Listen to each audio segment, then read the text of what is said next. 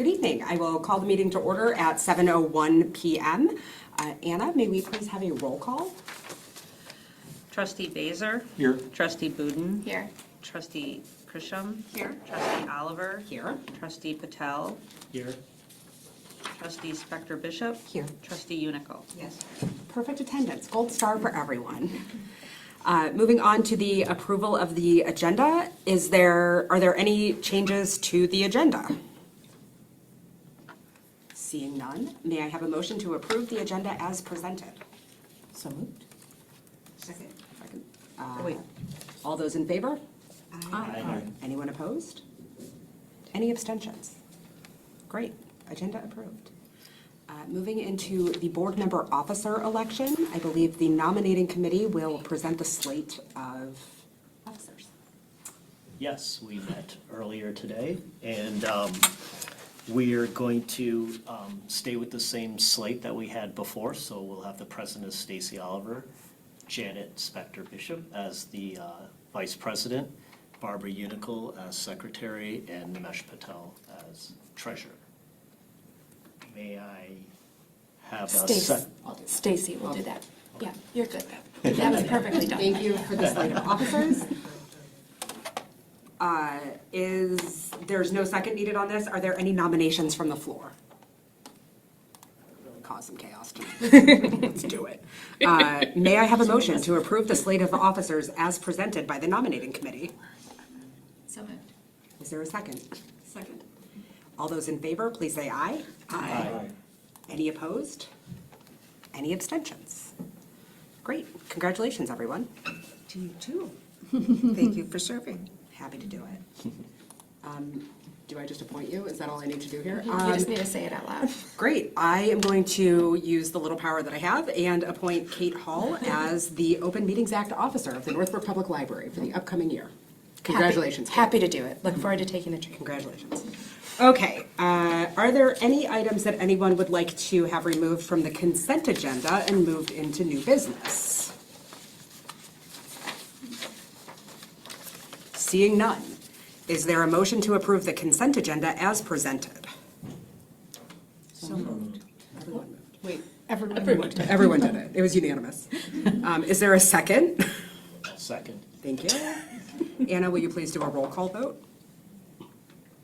Oh, it says voice. that's Trustee not- Baser. Yes. Trustee Budin. Yes. Trustee Krisham. Yes. Trustee Oliver. Yes. Trustee Patel. Yes. Trustee Spector Bishop. Yes. Trustee Unico. Yes. Excellent. It appears we have no members of the public joining us this evening, so we will move into staff reports. I don't know if everyone has met Summer yet, but I'm very happy to introduce Summer.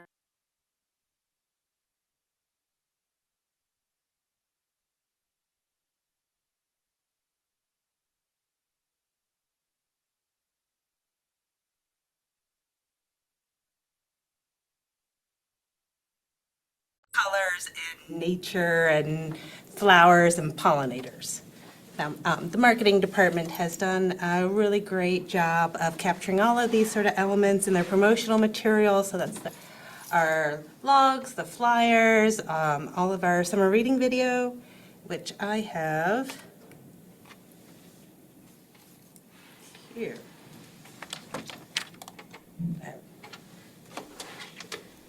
It's short, it's 40 seconds.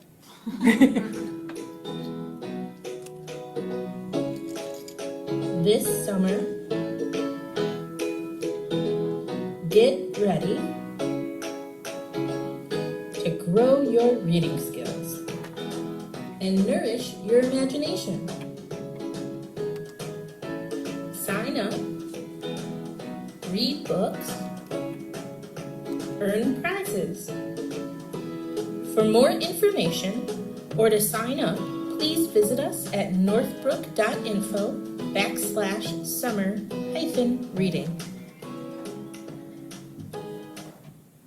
So that was our summer reading video that was created by Princess Esparza Gonzalez in our marketing department, and it was narrated by Julie Amadel, who is our school and supported services librarian. So we'll be utilizing this video on a variety of different ways for promotion. It'll be on social media, it'll be on the websites, and then all of the students in the Northbrook School Districts get it.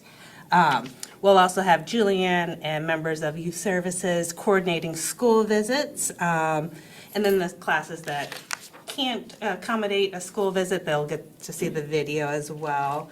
And it is shocking to see the engagement we get from just the school visits or the videos or once the kids get it. Julianne last week was at Westmore, I believe, and the number of Westmore kids who came in that day, who came in that weekend or coming in this weekend, being like, we wanted to talk more about the prizes. You know, it's just shocking to see that.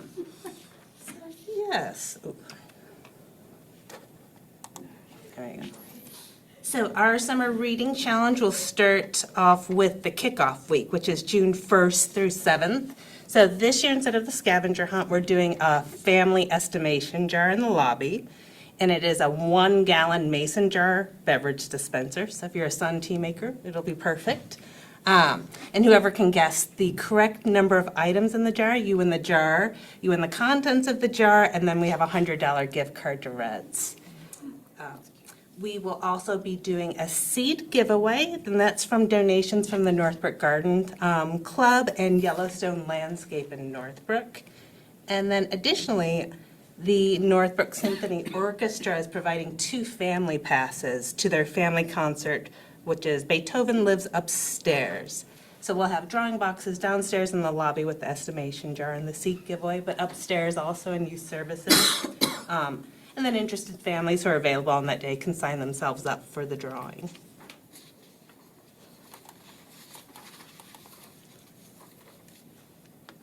And then you're going to start seeing our staff in the steel blue and our teen volunteers wearing the berry.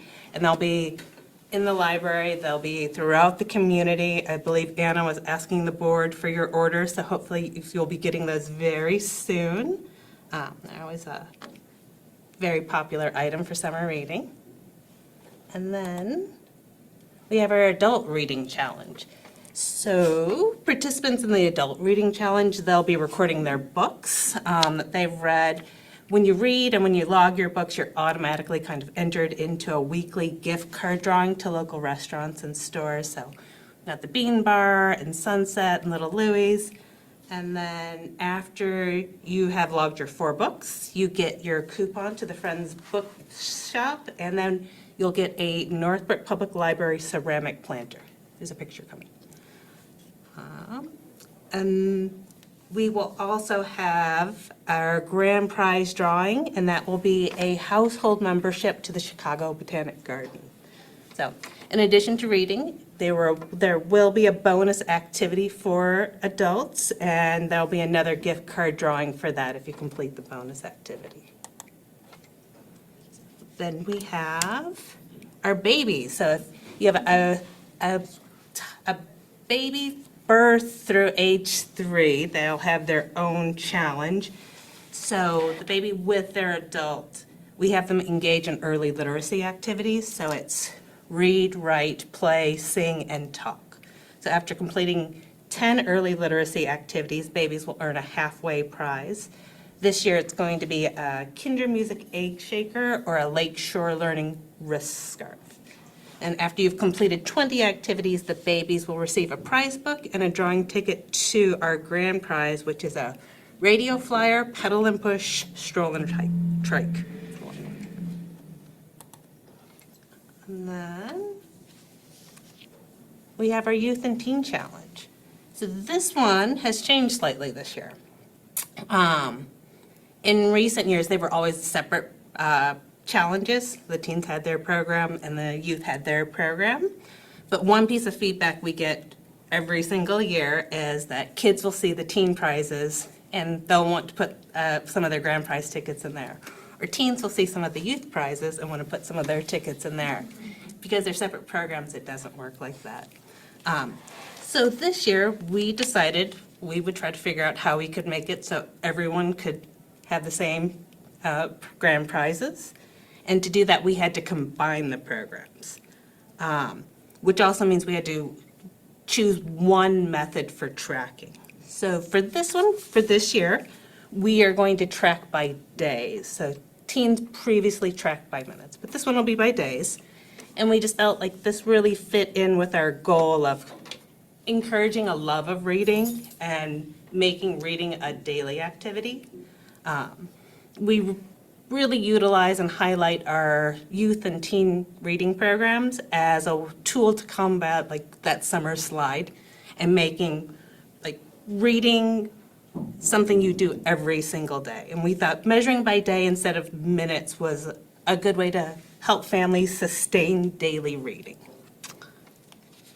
So for this program, after 5 days of reading, participants will earn coupon incentives and drawing tickets for the grand prizes. At 20 days, they'll get their drawing ticket and they'll earn their prize book of their choice.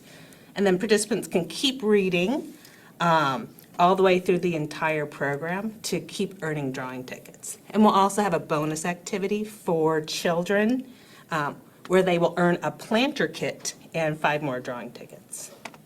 So here are those incentives. So for the youth and teen, it is this planter kit. It comes with a compressed soil disc, so that little tiny brown disc there, you add it to a 4th cup of water, and it expands tremendously. And then we will have, thanks to Anna, zinnia seeds to put in there, because zinnia is the official flower of Northbrook. The children will be able to grow zinnias. And then adults will be getting the ceramic planter, which they can use as a planter, or, you know, if you're not a gardener, it can be a candy dish or whatever you choose to be. And we are very thrilled that we had so many returning sponsors this year, and then many new community partnerships that are helping us, supporting our summer reading challenge. So all of the coupons we'll be distributing for youth and teen, they're donated. So if they're a coupon donor, they have committed to doing 2,500 coupons for the summer. For all of our grand prizes, which is roughly about 2/3 of our grand prizes, those were also donated. So we're very grateful to this for the support from our partners, which really gives us kind of the leeway to create a really exciting and, for the kids, very much rewarding program that celebrates reading. Here are all of our sponsors. All right. Any questions? I can tell you more of what the actual prizes are if you wanted to know that. It was great. It's wonderful. Oh, thank you. Possibly the best yet. I mean, right? Yeah, we Able have to some. sit in on the Westmore presentations, of course, and the kids are beyond excited for it, so I think. Yeah, the number of Westmore students we had come in, just wanting to talk about the Switch 2, or, you know, what is coming with the premium birthday packet at Funtopia, you know, it was, I had someone, put all of mine in the socks, and I'm gonna get tickets, I'm gonna sell them, and then I'm gonna buy this. Oh my gosh. Wow, now that is some planning. yeah. Economic activity. Yeah, right.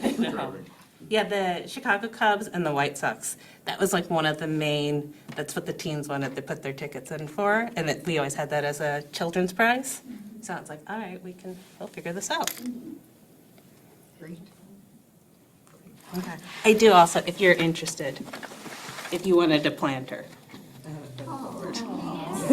Nice, thank you. We didn't have the t-shirts for you just yet, so we'll get you the, Now, my kids aren't going to be incentivized to. Yeah, I mean,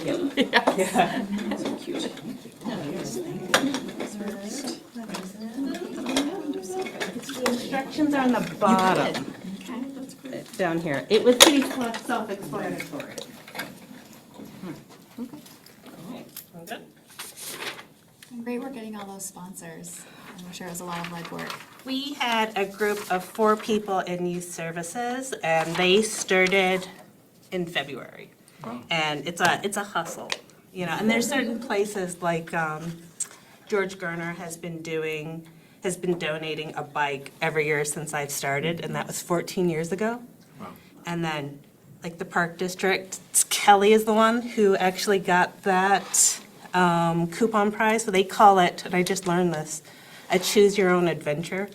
So it's like, oh, it's a round of golf, it's tickets to the pool, just all the different things you can do with your pass. So that was Kelly. Yeah. Thank you so much. Oh, thank you very much.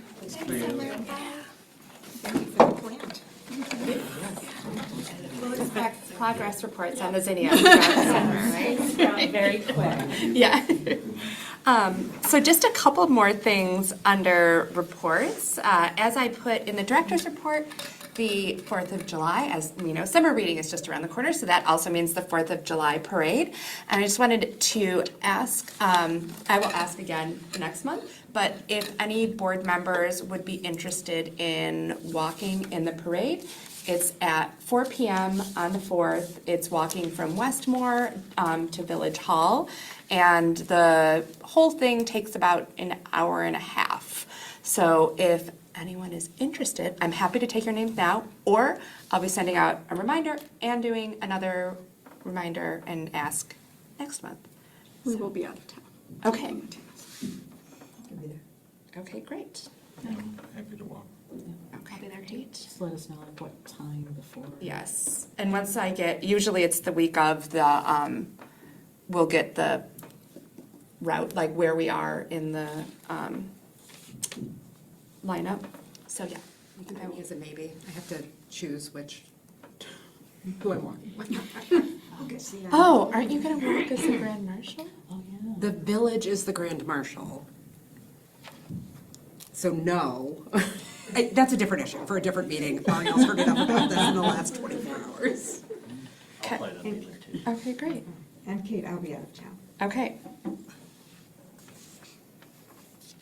So you're making this really easy for me. Okay, thank you very much.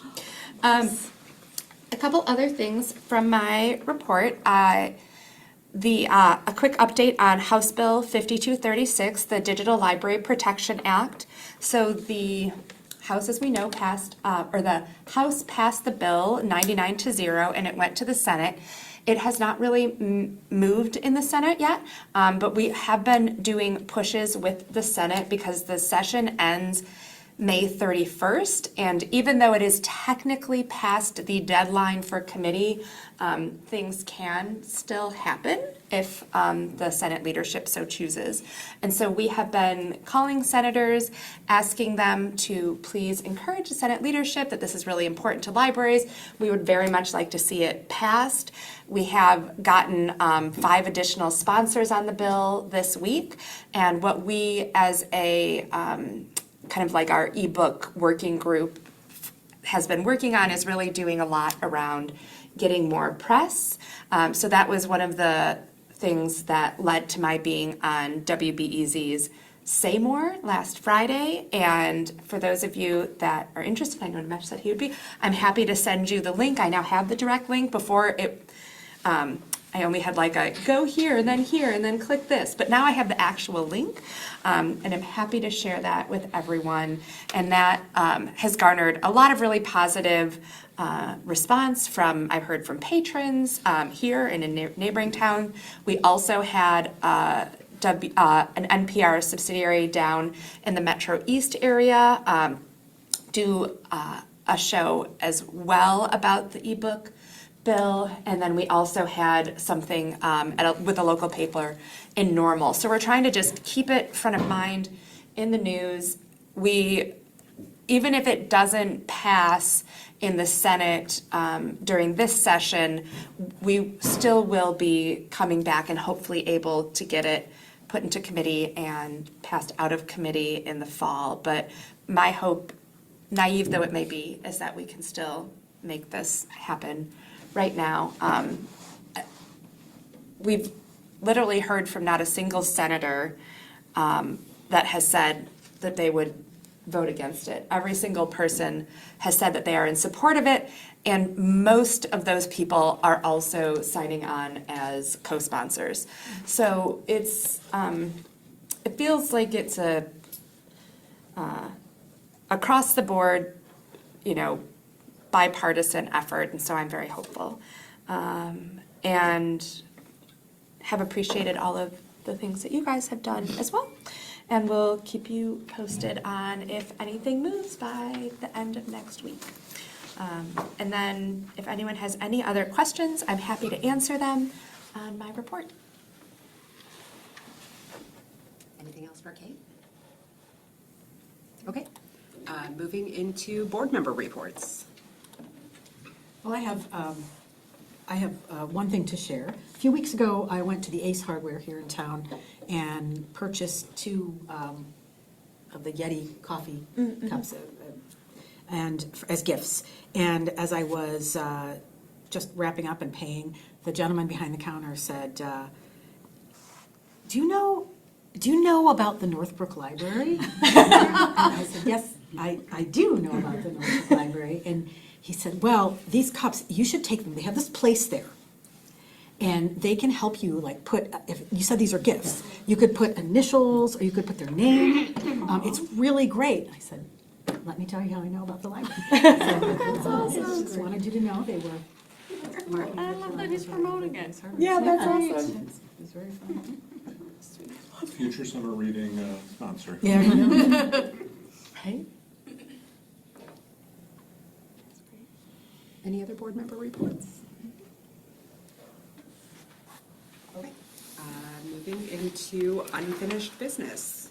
Master plan project update and feedback presentation. I left off there, sorry. It's okay. So as you can see from my update this month, we are still on track, and now we're getting into kind of the meat of things. We've been spending a lot of time gathering information the last few months, and now we're moving into, you'll start seeing some more action and things starting to take shape. So I am going to just give you an overview of all of the feedback, which was also included in the packet. I'm going to start with the space audit, which you obviously we heard a little bit from David, and then I sent that out, but I'm going to just kind of go over the highlights of that and then go through a few of the highlights from the staff board and community feedback. I will say that overall, the feedback really, really complemented each other. Everyone kind of pointed out the same things. It wasn't like, we think the acoustics are great and we think it's horrible. Like everyone was pretty aligned on most of the big themes. So with that, I will say for the space audit conducted by David Benjamuri from Third Way Space, so he reviewed blueprints, he did a photo video analysis, spent the day here, talked to staff, and gave us an assessment of where he sees us right now and where he feels there are some opportunities. So what he found at the core was that we are a very well-used library, that we have a very well-maintained building, we have a broad collection, strong programming, a very large physical footprint, but that I'm going to just read what he actually said, because I think that this sums it up perfectly. It reflects decades of incremental change rather than a cohesive vision. And so I think that that's something that the board has certainly talked about multiple times. And so this leaves the patron experience somewhat fragmented, and the building, because it has been updated through the years and even decades in some cases, it is not necessarily designed for how patrons use the library today. So he identified the top 3 challenges, which one is the children's space, which has been a focus that the board has talked about for several years, creating a better experience for children, and not only for children, but for those people that are in spaces adjacent to the children's area where sound is really bleeding into it. The next is the arrival and service experience, that the lower level does not fully read as you walking into a library. It's gotten better since we did the update in 2021, but that many patrons, and even in some of the board feedback and in the staff feedback, that it feels more institutional than it needs to be. Everyone across the findings, but this is the third main one from David, feels that there needs to be clearer delineation with distinct zones for different uses. So not just in terms of noise level, although that was definitely a theme that came up, but active areas, but different types of activities, and that there should be clear acoustic and spatial logic separating each of the spaces. So these were the three main areas. He also has a list of short-term and long-term recommendations.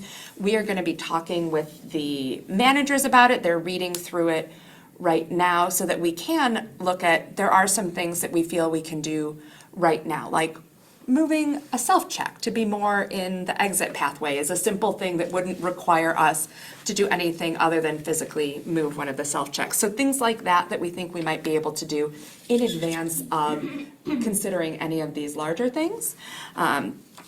So that was the space audit summary and leads nicely into the main themes that I saw across the staff, board, and community feedback. So just as a reminder, the community feedback, I did look at patron comments, but those really are, that was a very small portion. Most of this came from the 2023 community survey that we did as part of our strategic planning work. And we received over 1,200 comments, so a lot of qualitative data comments. And so there's a lot of really rich information in that I spent quite a bit of time looking through again. So every group used the same words in talking about the first impressions of the library when you walk in, that it is not as welcoming as people feel that the rest of the library feels like. The way that the board described it, and I know I'm talking to you about what you guys said, but you mentioned several times like a continuous welcoming sequence from parking lot to third floor, but that everyone also wants to honor the building's identity and its unique architectural features. So people felt both things, right? They want it to be warm and friendly, but they also want to honor the architectural history of the building. There was the largest number of comments from the community that we received were around the children's area. So many people mentioned Schaumburg, not only in several of the board comments, of course, because we had just visited, but also from the staff, also from the community. So Schaumburg was definitely a place that people have visited and really saw as a place that feels really welcoming. We've shared that with the architects because Tiffany and Dan designed Schaumburg, and so that was helpful for them. And they really want the library to be a genuine gathering place, right? That third space where people come together. It isn't just a place to come and check out materials, that they want it to be a gathering place and not just a resource delivery institution. So those were, and most people asked that the children's department be enclosed in some way. They also, especially in the community feedback, asked that the teen spaces be enclosed. The youth services staff had an interesting take. They feel that having an enclosed teen space might not be the best option, and that it could make teens feel like you're only allowed here, you're not welcome throughout the rest of the library. And so what they really want to think about is how can we make teens feel welcome throughout the library, but while also still feeling like they have a space here. And so that's something that I think is a really interesting idea and something we want to explore further with the architects. Because we do want teens to feel welcome throughout, but we also want them to feel like they have a space here as well. So how do we do both? We're not sure yet. Acoustics, just all of the sound things mentioned so many times. Some people would like to see floor level noise levels. So like the third floor is a totally silent area. The second floor is an active floor, and other people were like, you just need to have better soundproofing everywhere, in the collaboratory, in the digital media lab, in between the study rooms, just out on the floor. So there's definitely a need to focus on the acoustics. We also get a lot of sound bleed from the first floor when we have concerts, live concerts in the auditorium. It bleeds up into some of the study rooms on the second floor, in Anna's office. And so these are all things that we know are issues and will be looking at. So it isn't necessarily that there's one area, it's kind of pervasive throughout the library, and people name it as such in all of the feedback. There was, as you would imagine, because we're a library, a lot of comments about the physical collection. This is where there was some different sets of categorization, I would say, of the types of comments. So the patrons are very appreciative of the collection. They didn't talk so much about different collections themselves. They just want to have popular materials easily accessible. And everyone talked in some form or fashion about merchandising and display. Patrons use the term browsing collections. And something that I know the board, we did talk a little bit about on May 3rd was kind of the role of different legacy media in the collections moving forward, and what is the data showing. So that's something that Kelly and I are working on putting together stuff to work with the managers and the selectors on looking at broader trends along different collections, not just for media, but for across all of the collections. And staff do have strong feelings. They are obviously very proud of the collection, and a number of times feedback from the staff came out that they want to make sure that we retain a strong and vibrant physical collection.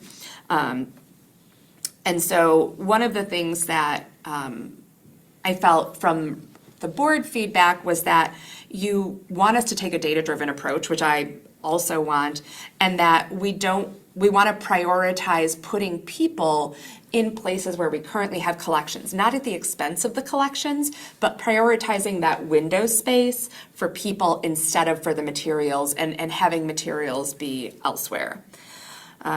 The next theme was around accessibility and universal design.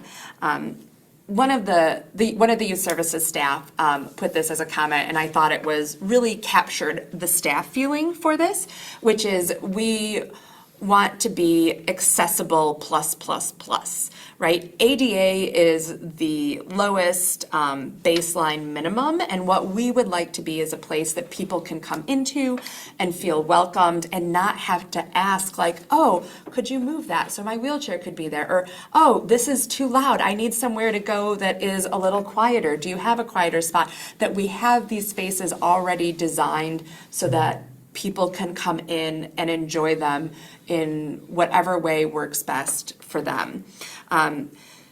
One of the things that came up a lot with staff in multiple departments and with a lot of the patron comments was the staircase.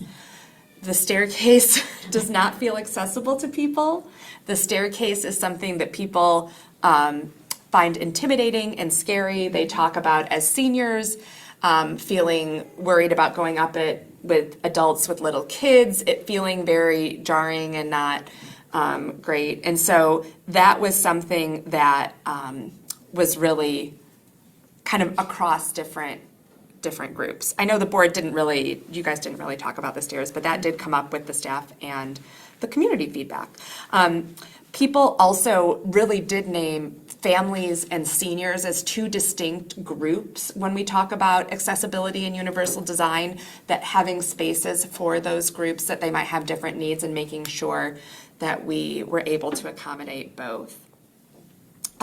The next theme is lighting and sustainability.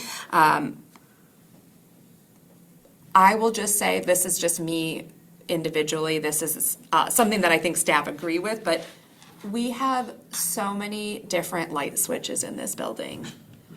It is, I can't tell you the number of times I have found a new shelver. I'll come in the morning and I found a new shelving in the dark because they didn't know where to find it. They didn't want to go downstairs and ask someone, and there wasn't,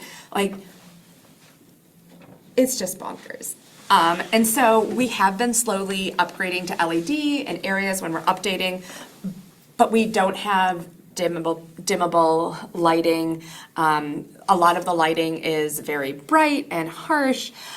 So lighting just across the board, we know needs to have an update. And that goes along with sustainability, of course, because as we are upgrading from CFLs to LEDs, that will help with our energy consumption. And then staff want to make sure that we are weaving in sustainability and adhering to those sustainability principles that we say are values for the library. I know that was something when we got to talk with Maura, that was something that you brought up and we had a really good discussion on as well. And so those are things that I think it's less about a specific thing, but more about how are we approaching the designing process and how are we keeping this as a core value in that process, kind of a theme.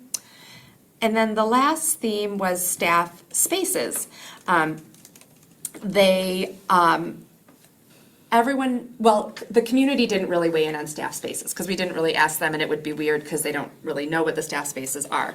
But the board and the staff both feel that the staff spaces need an update. And there is some tension where some departments want to be right next to their department, right next to their physical location where the patrons are. Most of the departments want also, though, to be able to easily get to other departments without going into patron spaces. So it's a little put me here next to my stuff, but also make it easy for me to get there. So there's some stuff that we're going to have to talk through and figure out. And we're so early in the design phase that who knows what that will end up looking like. Across the board, having natural light was the single biggest thing that staff said would make a huge difference for them. And so staff obviously gave a lot more specifics on what they'd like to see in their feedback than the board, which will be very useful when we get a little bit further into the design process. Once we kind of figure out where things are going to go, looking at then what those spaces are going to look like in more detail, that feedback will be very, very helpful. So those were the main themes that came across from the staff, board, and community. I have spreadsheets and reams of feedback that Anna and I will be continuing to use throughout this entire process. And so looking at all of the feedback, including the stuff from the space audit, it really seems like the main things are: the building doesn't feel welcoming on arrival. We need to update the children's department. We need to fix the acoustic issues. We need to figure out a way to maintain strong collections without having them take up space that would be great for patrons to occupy, and that we don't have a cohesive flow through the spaces from the parking lot to the third floor. And we need to update the staff spaces. And that after that, we'll need to update the wayfinding, which was already part of the strategic plan. So we already knew that, but I think that was also reinforced. So a lot of things that came up. There's also some questions that I think have yet to be answered, including where should the children's department go? How are we going to be analyzing the collections? What should we do, if anything, with the staircase? One of the questions that David put in his report kind of gets into the collection analytics of, does our overall strong circulation of about 1 million items mask collection inefficiencies at the item level? And that's something that I think when we dig into the data, we'll be able to look at a little bit more closely.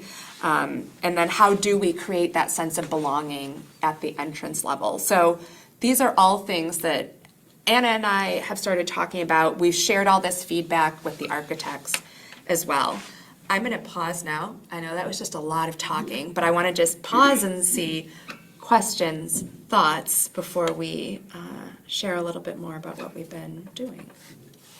I chuckled when you mentioned the stairs, because I noticed right away that, all groups felt it was scary.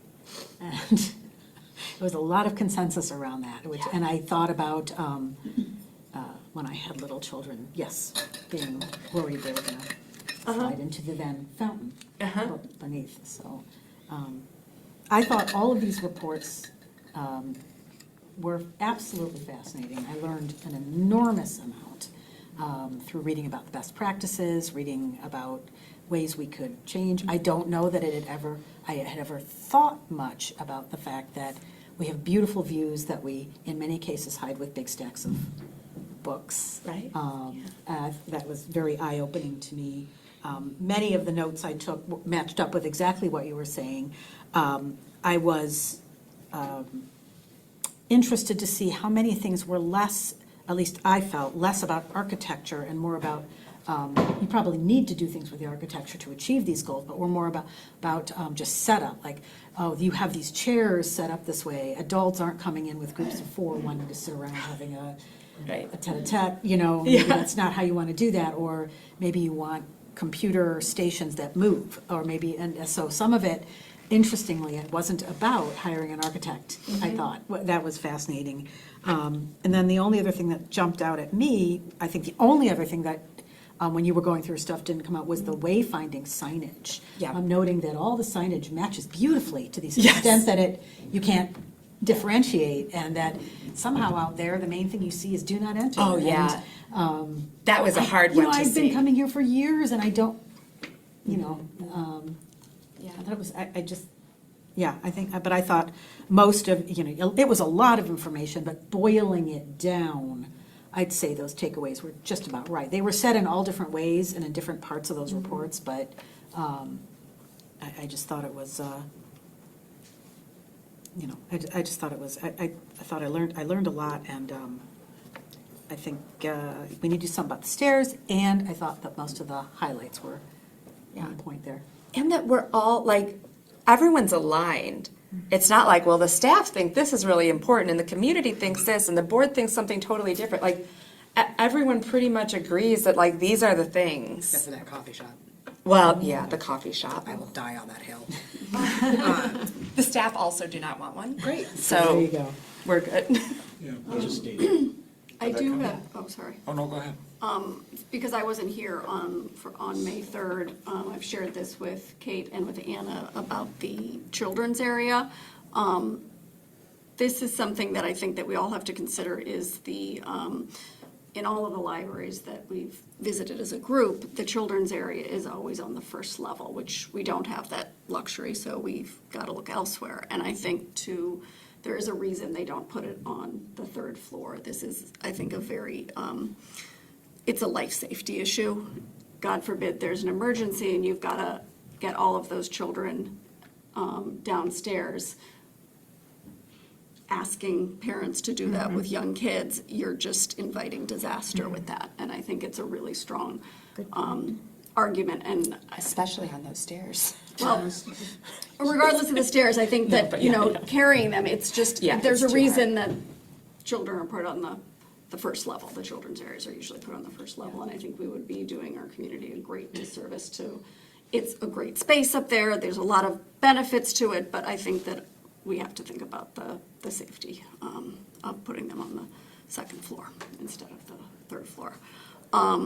And I'll just say this about the stair. I love the stair. I would be disappointed to see it go away, but again,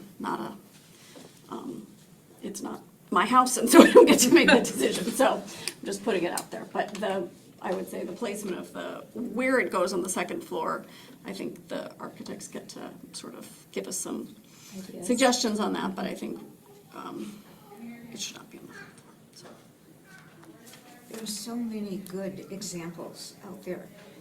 Schaumburg, Glenview, all the places we visit that we don't have to reinvent the wheel. So the really wonderful part is that there's some consensus. So you start from that, and then there are so many examples. I think the next step would be, how do you get in the best possible way to those items? And I was excited to see what they would come up with. I liked the whole idea of the storage, the work, and how that can be used for materials that don't need to be front and center, but are still part of our collection. So I think it's exciting.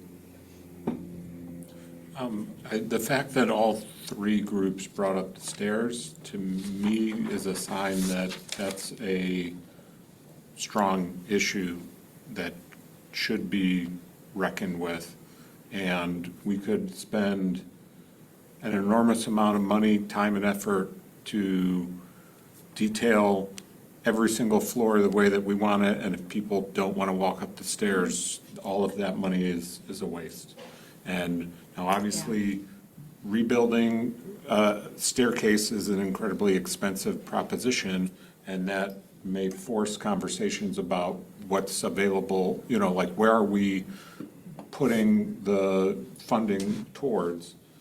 But if patrons are afraid to move within the space, you're connecting a incredibly negative emotion to what should be a positive experience.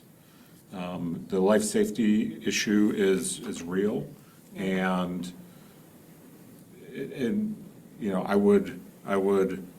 I'm saying out loud, like, if it's a square footage issue on the first floor, that's one thing, but if it's like just a force of habit that, the space is set up the way it is, and so we wouldn't imagine the children's section being down here, maybe we should consider investing in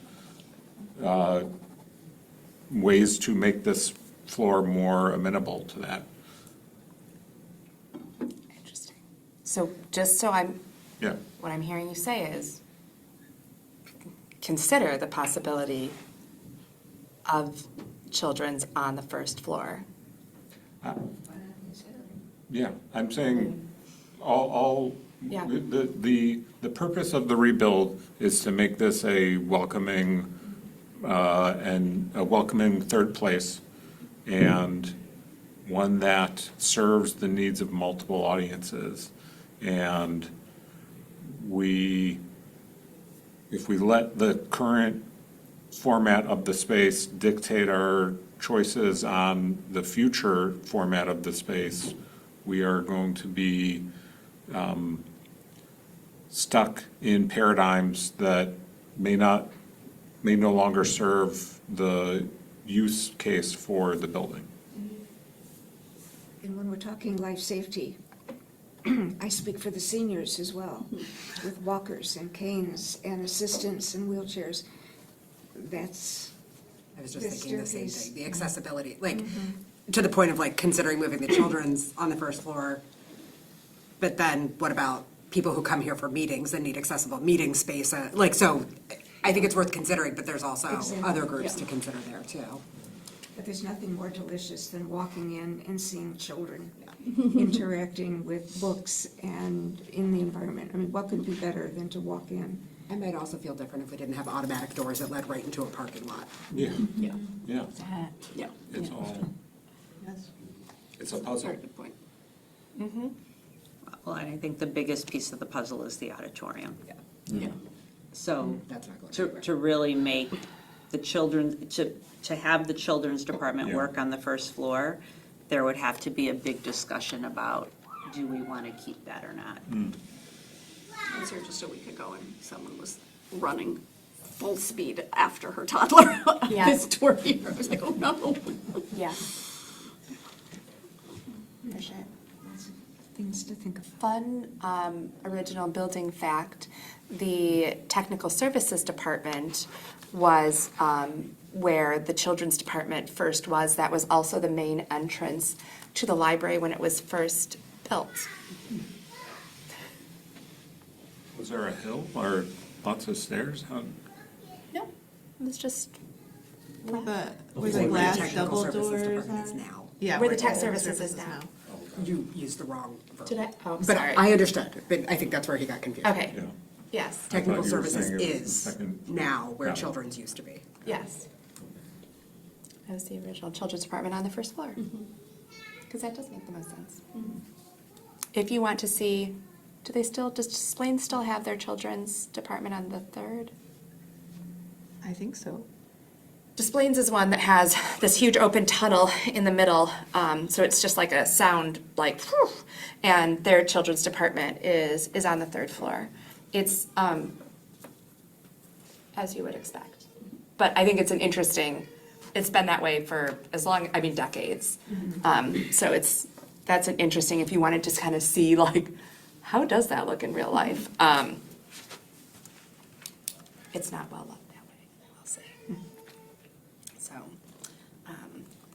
I would say I'm curious to hear what the architects say about sort of separating the children's area, like with doors or whatever. Yeah. That doesn't seem to be the direction that most libraries are going. Wilmette's is like that, and it doesn't feel very welcoming, I would say. I understand the security of it, but I don't, it doesn't seem like most of the renovations we see have them doing it, and it doesn't really seem to reflect the way people use the library. I think you can create a boundary with furniture and, small, half walls and things like that without having to put, Yeah. sliding glass doors and stuff in. And as far as like youth services go, I was thinking about this as far as, I know we talked about having like an enclosed like teen space separate, but I was at the library just, I guess, a couple days ago, and I noticed there was a lot of like middle schoolers in the teen area, which was great. And I wonder, sometimes you're in that weird like middle age group and you're not really a teen, but you're not really a kid, and you want to be able to use the big kid spaces. And if it's like a separate room, does that not feel as like welcoming if you're a 6th grader, And so I'd be interested in the youth services department, like the staff, like how they see different age groups using the spaces. I don't have an answer to that. It's just sort of an issue I wanted to raise. The other thing, this is kind of maybe minor, but David mentioned at the meeting about moving the holds to the 3rd floor or the 2nd floor, and I'll just say quickly, I definitely leave my kids in the car like while I run in and grab holds on the regular. I mean, now they're older, so it's okay. yeah, but, I was gonna say like, I mean, I did it when they were younger as well, and I'm not saying the public record, and I'm just saying it was very like convenient as like a mom, and just like all my stuff and the strollers and yada yada, and it's like I just want to like run in, grab my books, and get out. So I understand what he's saying about like making sure people come see the collection, but just from a pure like consumer convenience, I liked it here. Definitely with Bryce on that. In fact, the one note I made is I don't want to move holds up. I don't even have kids with little strollers anymore.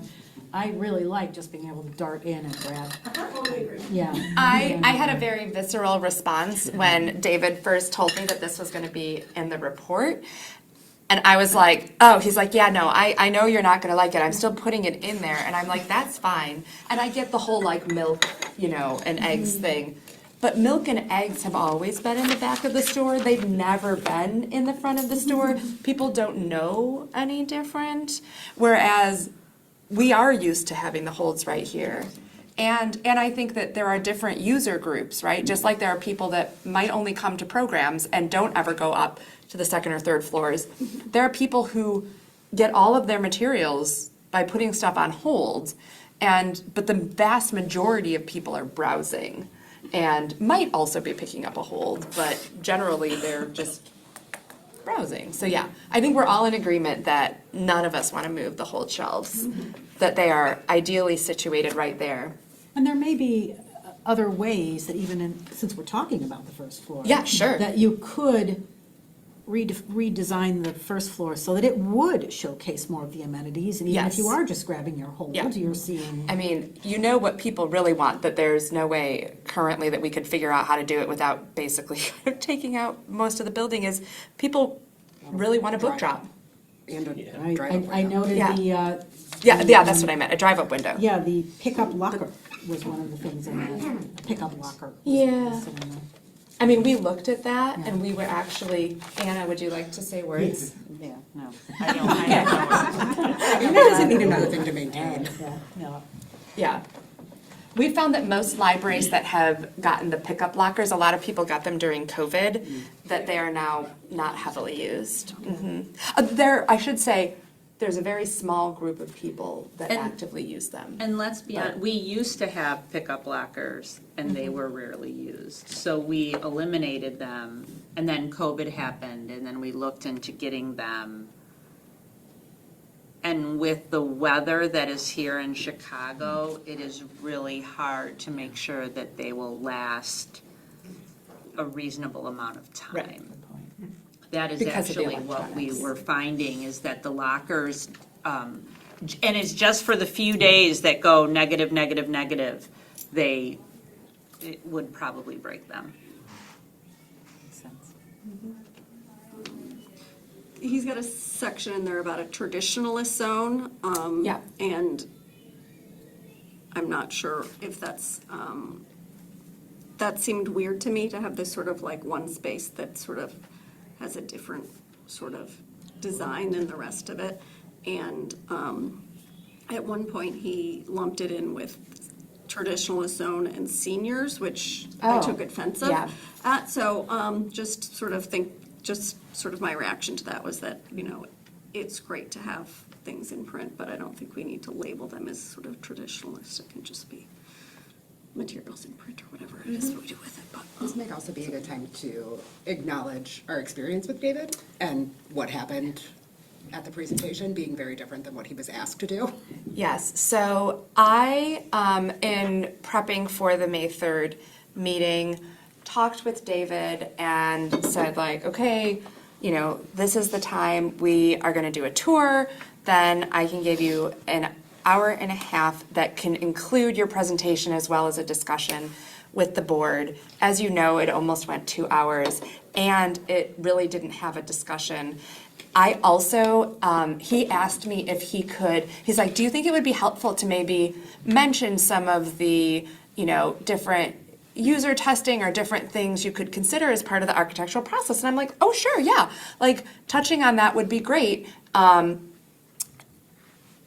instead, that was the majority of the presentation. And so I have given him the feedback that that was not what was asked for, and that I was very disappointed that this 139-page report that he spent 15 minutes of the 2 hours talking on, and that was not at all what was asked for. And so I am sorry that that was not what was,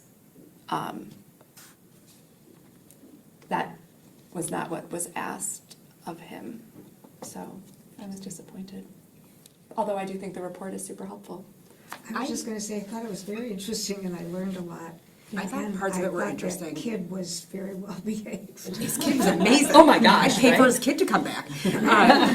I found parts of the report actually pretty condescending, and I am disappointed in that as a paying client. I found the comment about tower records to be unnecessary when referenced, I think he thought he was being funny, and we have a population that wants those CDs there. And so the traditionalist comment being like, well, this is where your magazines and newspapers should be, because seniors, I also come here to read magazines because I don't want to pay for a magazine subscription. So there were just pieces, and maybe that's his personality. I was also, and this is not the point of this conversation, but I was also frustrated by how much time we spent watching videos of people try to navigate other libraries. If they had been videos of our library to make a point, that would have been one thing. I think Winnetka Northfield has a lovely library, and I think Monica does a great job, and I don't need to watch patrons not find a book on their shelf. After the second one, it was kind of like, okay, we got it. So I like some of what he had to say. I also am not quite sure why he tried to make design recommendations on the second and third floor, because he put things where we can't put things, and half of our study rooms are missing, and that's confusing. I don't know where they went, but in general. that confused me as well. Thank the you. fact that He put that up on the He screen was just and I was not like- in his lane. Yeah, 9 of our And study again, rooms I are wasn't gone. here for the presentation, but. There was no explanation for where Yeah. our study rooms went. Okay. Okay, sorry. But we wanted to acknowledge that that had not been Yes. exactly what we had sought when we agreed to pay for that service. Is So his just- work done? Is his work done now? It is now done. I should say, clarify, he is, if we, as part of the contract was having him present it to staff, and so we're talking about whether we want to present it to staff, have him present it, or present it to staff, ask questions, and then have him possibly come and just answer questions if staff have clarifying questions. Do the staff have access to the, The managers are reading through it right Okay. now, and then after the managers read it, we're gonna discuss how we want to share it with staff. But then, yes, staff will be receiving it as well. I think it'll be an important point. There are going to be trade-offs, right? And there've been some really good summaries. But with respect to the staff, however this formulates, please give them an opportunity. Like we've seen a lot with the different libraries, the ergonomics, the staff space. They should at least, because you're ultimately going to have to make decisions about where to put staff. Like if you saw what David said, that they're all going to group together, maybe that's the right decision, maybe it's not for certain groups, but ultimately giving them a little bit of a voice, more of a voice when it comes to, because we've seen it all throughout the other libraries. There's a lot of opportunity for efficiencies and even like the equipment, the stocking shelves and stuff like that. So I know you're going to be looking at that, but for staff to think about their workspace, at least if they're all going to be together, how to Yeah. partition that will be helpful. Yes, and we have built in a lot of different opportunities for staff to give feedback. Because at each point in this process, like now they've done the like preliminary feedback, but then once we have some actual designs, we're going to be showing them to say like, what aren't we thinking of? What works, what doesn't, before even bringing it to the board. And so yes, absolutely. But I appreciate that. That's a good thing to just keep front of mind. I never noticed it until I read this material, but then walking in and seeing a kid just staring into the window by the book return equipment, Yeah. and I was like, would I want to be stared at like in a zoo for my entire workday? I probably wouldn't. So I'm glad that they acknowledged their own experience of being in this space, and they are a patron of the environment as much as everybody else.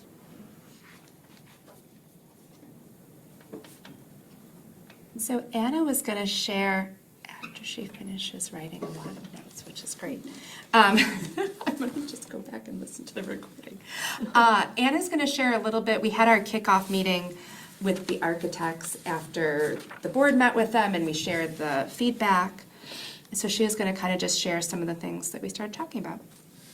I'm going to start by saying I can say a lot of words, and I'm going to say a lot of things that Kate has already said, just to re-emphasize the fact that we read the feedback, we heard the feedback, and we're trying to use it as we look at these designs. So I am sorry that I'm being repetitive, but I just want everybody to know that we've heard, and it may be the way I'm going to say it is a little different than the way Kate said it, but so last week we met with Product Architecture and Pepper Construction to review the feedback that we received from the staff, the board, and the community regarding the master plan project. And we started with the design concepts that Product Architecture originally developed in 2024.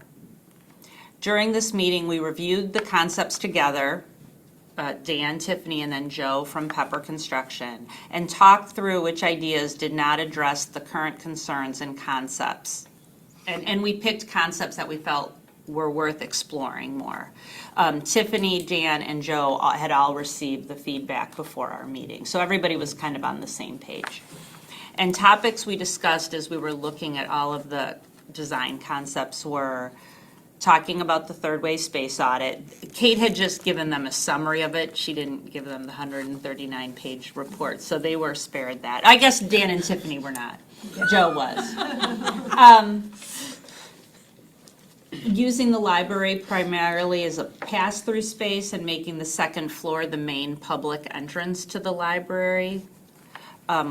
Ways to soften the first floor, primarily by changing the material on the floor, like changing it from a tile to something else might be able to soften it. Reconfiguring the staircase. Revising the sliding doors in the vestibule areas to improve traffic flow and temperature fluctuations when it's really cold outside. The need for gender-neutral bathrooms, relocating the adult changing table to a public restroom, right now it's in a staff restroom, and adding a nursing room. Relocating the vending machines and cafe space to the second floor. Possible locations for youth services, noting that staff want to keep teen services integrated within the department. And there's an option to bring it to the third floor, there's an option to keep it on the second floor on the east side of the stairs, and then an option to move it kind of to where it is right now on the west side. But there are 3 different design concepts that have all of that. Thinking about the staff elevator, making sure it doesn't open directly into like the collaboratory like it does right now, like having it maybe open into a little vestibule area. And talking about whether it should open on both sides on floors 1 and 2. Expanding the collaboratory space because they need more room. Not leaving the study rooms in the spaces they are right now, like maybe moving the KI study rooms that are on the west side of the second floor, like moving them to a better location so that the space can be used more effectively.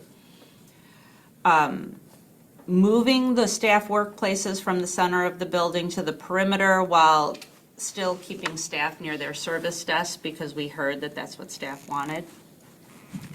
Creating staff spaces that support both collaboration and quiet work. Spaces for one-on-one meetings, being able to do focused work or taking a phone call if needed. Keeping department staff together in shared work areas like moving marketing all to one department, events production, admin, adult services. One of the design concepts had admin, marketing, events production, and IT staff on the third floor, like our office space would be on the third floor rather than on the second floor. Allowing staff to move between work areas without going into public spaces. That would be hard if they were all by their public service desk, but it was something that we wanted to kind of see if we could think about. Addressing all the lighting and acoustic issues throughout the building. And it was interesting, Dan had made a comment that is usually one item that everybody says don't do because it's so expensive. But he, that's a fight he's going to fight till the bitter end because it's a comment that he's heard repeatedly that acoustics are an issue. So putting up like 3 pieces of drywall to really make the acoustics good. Like, he would fight us if we said that was where we needed to cut costs. Reviewing collection space needs by gathering information from the departments about their collection sizes and circulation data. Talking about trying to keep sustainability front of mind, and then designing spaces that meet our current needs while remaining flexible for the future. So, again, I probably repeated everything that Kate said, but these were all things that we talked about, and they are aware, by reading the feedback, they also felt that these were important as we are going through the concepts. So Kate and I have additional meetings with Product Architecture and Pepper scheduled through July. And Pepper is currently working on taking some of these design concepts just to get us a preliminary cost. He thought it was better to start now rather than waiting till July. So Kate and I plan to present design options to the managers by the end of June, present design options to the staff in July, and then present design options to you all in August. And then we are hoping to finalize the design in September. After each presentation, we're going to gather feedback and review it with Product Architecture and Pepper so that we can make adjustments where they're feasible and appropriate. We're not going to be able to make we're not going to be able to take every piece of feedback and make a change. But if it works and it'll make it better, then we're going to try to fit it in to the design concept. One question I have for all of you tonight is, when the design options are presented to you in August, would you like Product Architecture to come in? Yes. To present those options, or do you want Kate and I to do it? I would like Product Architecture to be here. Okay. Yeah, agree. Okay, great. We will make that happen. I just wanted to ask the question. Do you have any questions or comments for me on what I just said? That was a lot of words, and I don't usually give a lot of words. So many words for you. Very know. impressed. Thanks, Anna. I have a question, maybe just Yeah. because I wasn't here, so I guess it sounds like there is some kind of plan from a few years ago, does it? So we created a master plan in 2017, and the board at that time did not want to, they wanted us to do projects in chunks. So we did one project a year up through 2021, and then COVID just, yeah. I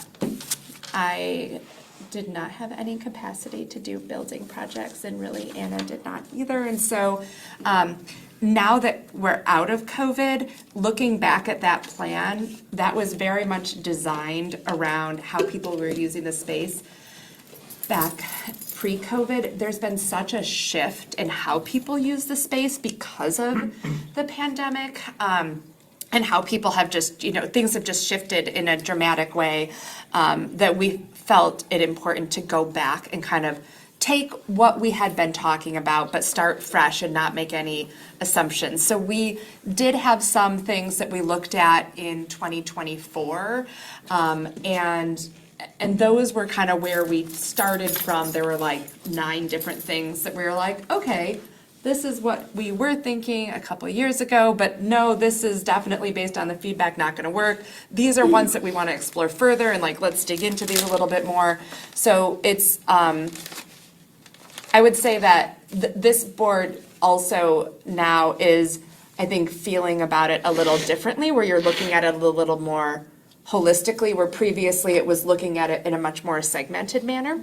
And so, so yes, that's a little bit more of the backstory. Yeah, that makes sense, and I agree, I mean, especially when that tour we went on recently, it's just so obvious how everything's like so fragmented. Yeah. Yeah. And I will say, one of the things, Anna talked a lot about how we're incorporating the feedback into the discussions with the architects. And one of the things that I've said to the managers and said to staff is that Anna and my role is to take the feedback and utilize it.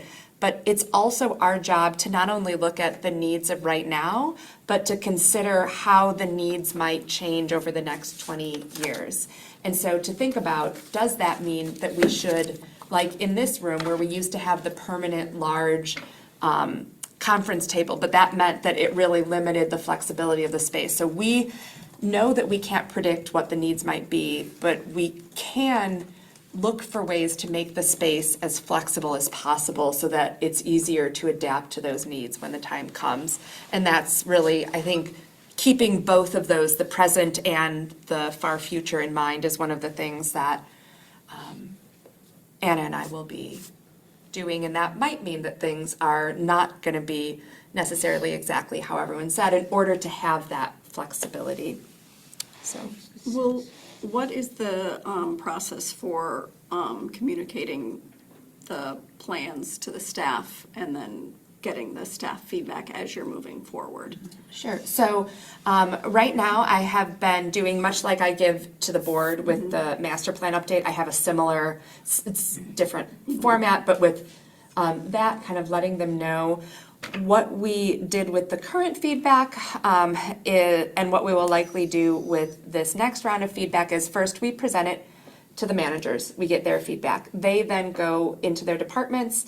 And then with this, because of the plans, we'll probably present them all at an all-staff meeting. And then the managers will talk within each individual department, collect the feedback, provide it to Anna and I. We will then collate everything and bring it back. So we'll have kind of 2 rounds, first with the managers as a group, and then second, feedback from each department. Are there opportunities for the architects to be presenting to the staff as a whole and getting feedback directly from them without going through these separate sort of filters, if you will?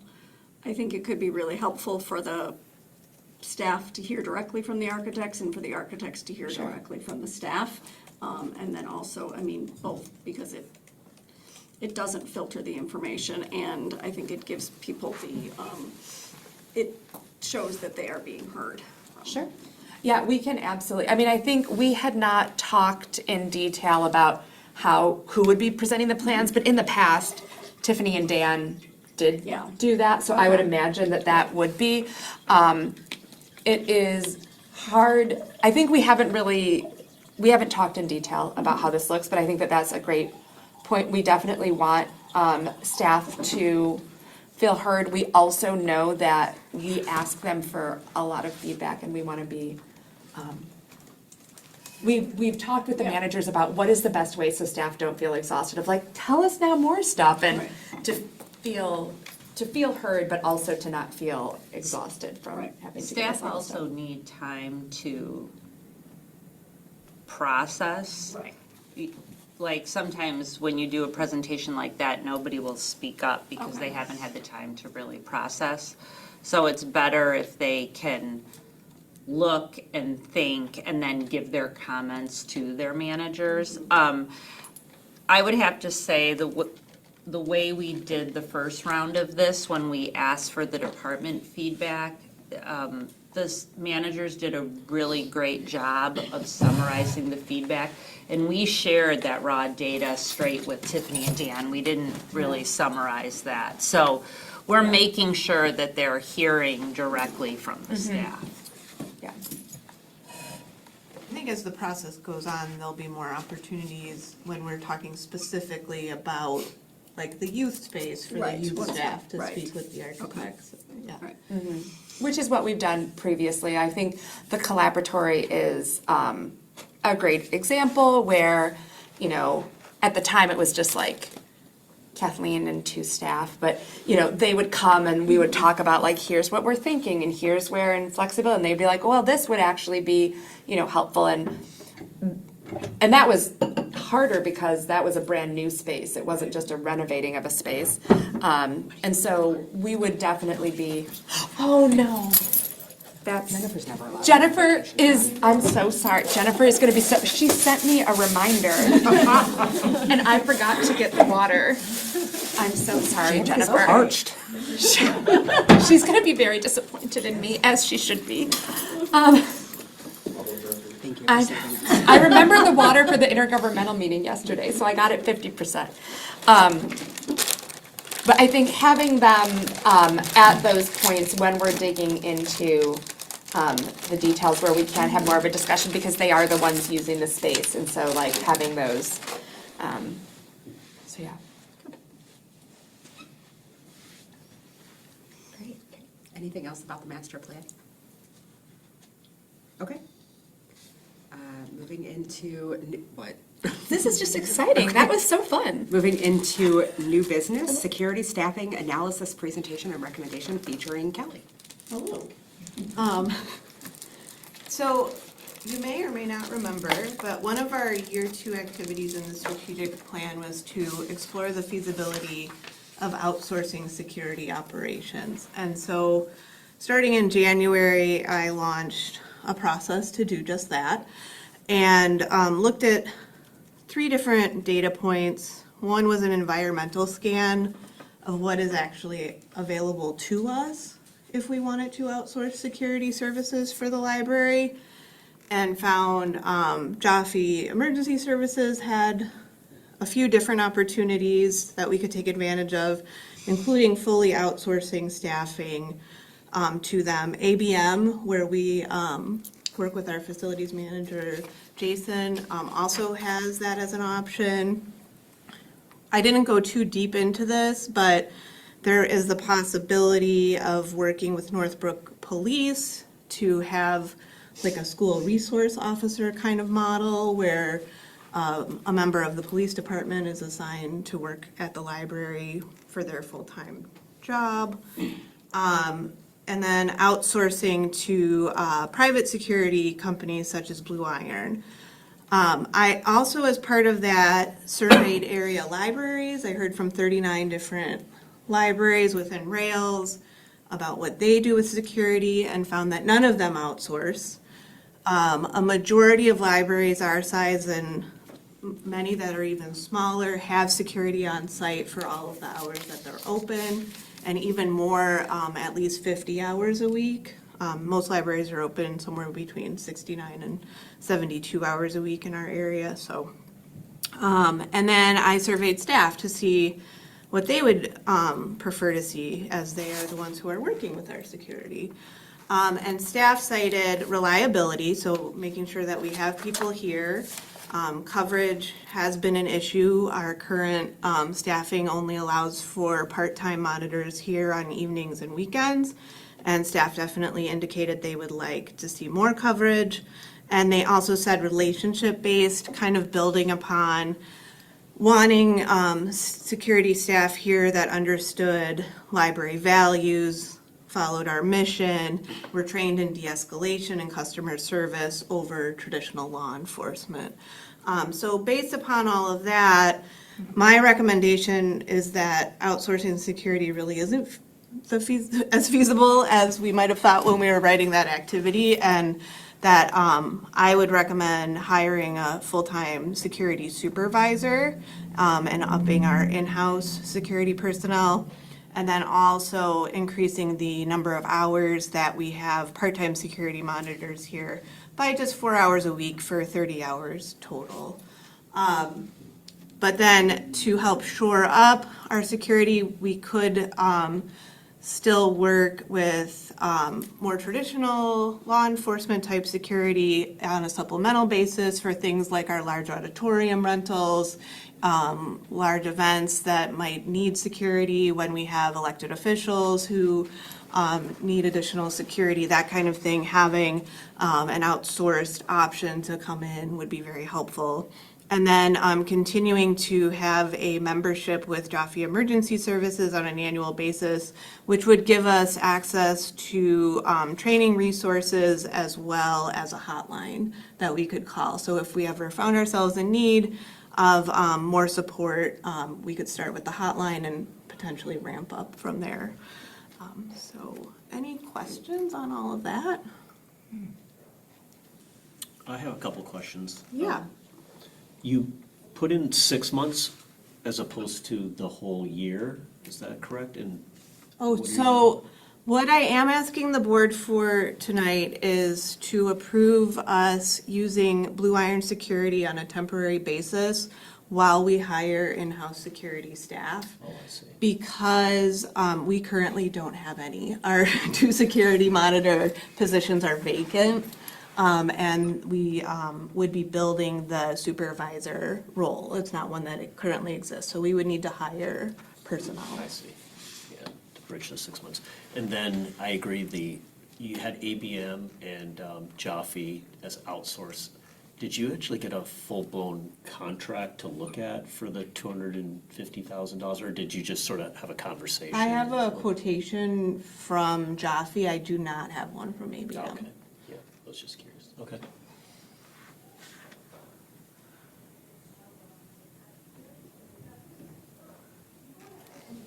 Any other questions or feedback for Kelly? I'm just trying to make sure I understand, so I get the interim thing, but like long-term, we're not gonna outsource like the Joffrey, like these line items here, that's not something that we're gonna do, we're gonna move to an in-house model. In the in-house model, we'll have a supervisor and 2 part-time? Am I understanding correctly? And will that cover all the hours that the library is open, or no? No, but it will greatly increase from what we currently have. So it would be an average of 65 hours a week, but the full-time supervisor wouldn't be able to be here all of the hours that we're open. They would only work the 35 hours a week for full-time. Right. But I mean, like, will they trade shifts, meaning that there will always be, of the 3 people that are dedicated to security, will someone always be here? No. No, okay, that's No. it. All right. There'll be some mornings, probably, that we wouldn't. There's a difference of 4 hours, so it'll be 65 hours, and then 69 hours is how many were open. Got it. Okay, that wasn't the report, I just didn't really understand it, so thank you. Right, and like if the supervisor happened to be sick, there's nobody that could cover for them. But there might be more hours, because we want the supervisor to work with their staff, so like on weekends, the supervisor might work to just be here, so there might be a supervisor and a Right. part-time security person. Right. Which would mean the security supervisor wouldn't be here during the week. Correct.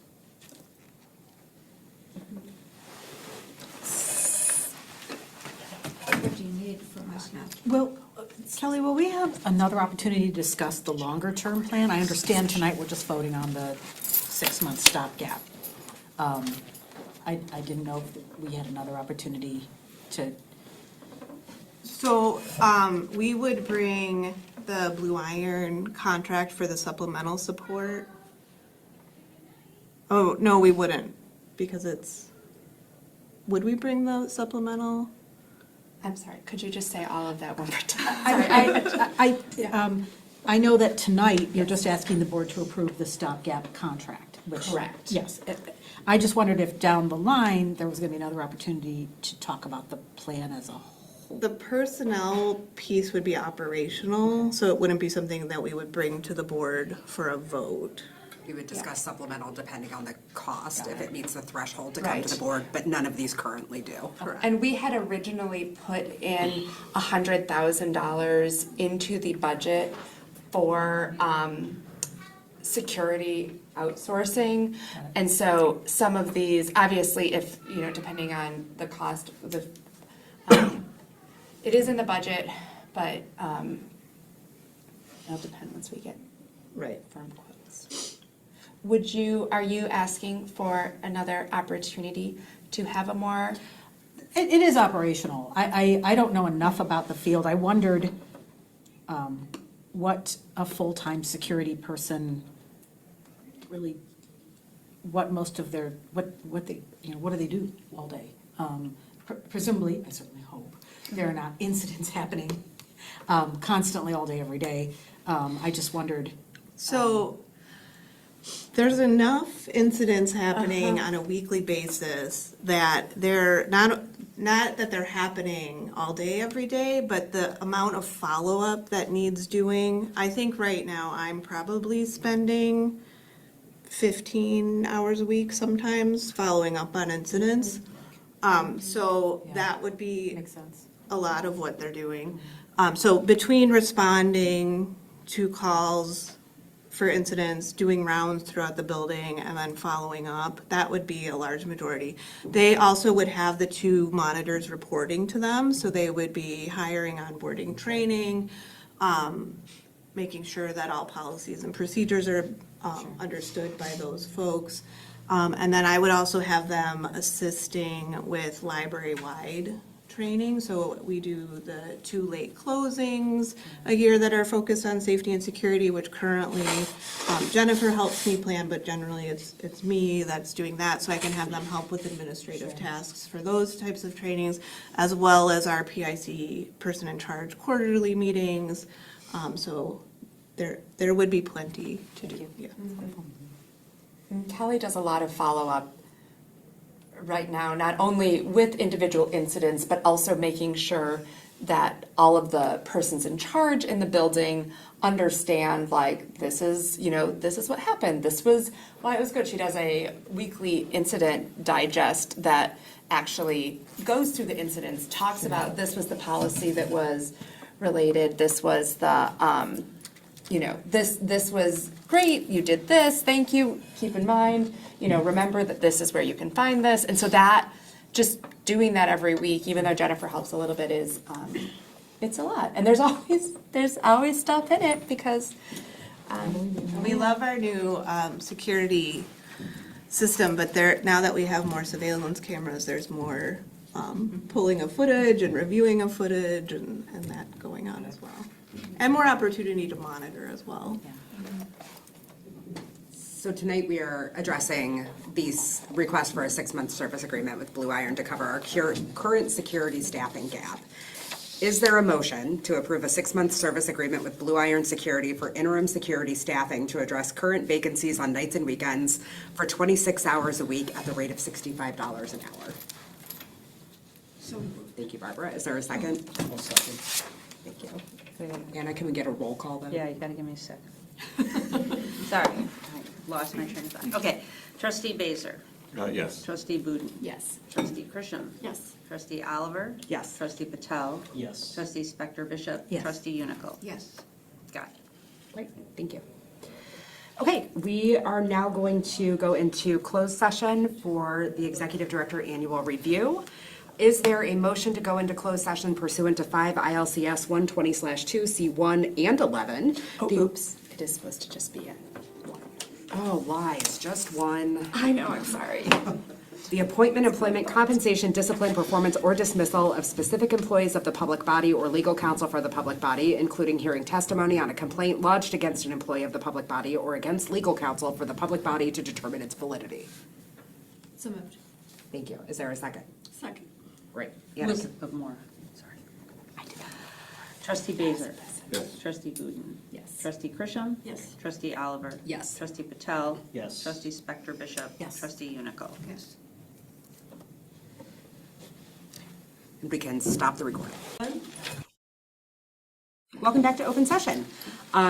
Is there a motion to approve a 4% increase to the executive director salary in the amount of, well, the 4% increase is in the amount of $6,812.83, bringing her total salary to $177,000, why can't I talk? $177,133.63. So moved. Is there a second? Great. Can we have a roll call vote? Trustee Bazer. Yes. Trustee Buden. Yes. Trustee Krisham. Yes. Trustee Oliver. Yes. Trustee Patel. Yes. Trustee Spector Bishop. Yes. Trustee Unical.